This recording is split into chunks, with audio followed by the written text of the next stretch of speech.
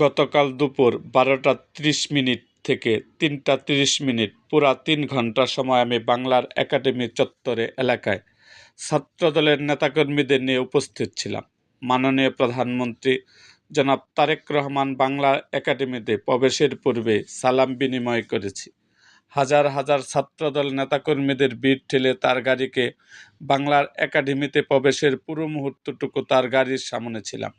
গাড়ি থেকে সভাপতি হিসাবে আমি নামিয়েছি এবং আমি প্রথম করমর্দন করে সার্বিক পরিস্থিতি ও স্বল্প বাক্যে বর্ণনা করেছি। তাকে স্টেজ পর্যন্ত পৌঁছে দিয়েছি।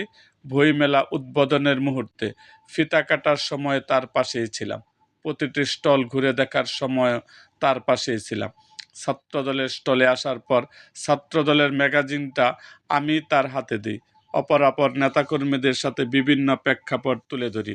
সর্বশেষ তাকে সালাম ও করমর্দনের মাধ্যমে বিদায় দেয়। তারপর বাংলার একাডেমি থেকে বের হয়ে মূল গেটের বাইরে ছাত্রদলের অপরাপর নেতাকর্মীদের নিয়ে অবস্থানের মুহূর্তে সিএসএফ এর অনুরোধে আমি তার গাড়ির সামনে গিয়ে বাংলা একাডেমি থেকে দোয়েল চত্বর পর্যন্ত সকল ছাত্রদলের সকল ইউনিটকে পরিচয় করিয়ে দিই এবং তারা যেন গাড়ি আটকে শুভেচ্ছা সালাম বিনিময় না করে সেজন্য আমিও ছাত্রদলের নেতাকর্মীদের হাসি মুখে নির্বৃত্ত করি। দোয়েল চত্বরে গাড়ির গতি অতিক্রম হওয়ায় ছাত্রদলের অপরাপর নেতাকর্মীদের সাথে জাস্ট 5-7 সেকেন্ড দূরে সর্বশেষ সৌজন্যমূলক সালাম বিনিময় করেছি। আমি অবশ্যই এটা না করলেও পারতাম, কিন্তু কোনো কিছু না ভেবেই সারাক্ষণ তার পাশে থাকার পরও সর্বশেষ সালাম বিনিময় করেছি।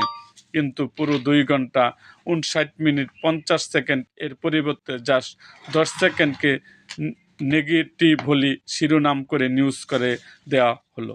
দীর্ঘদিন পর এ ধরনের কাজে লিপ্ত ছিল অসাংবাদিকতা সফল।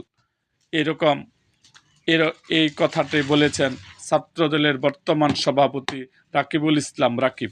তিনি তার ফেসবুক পোস্টে এই কথাগুলো বলেছেন।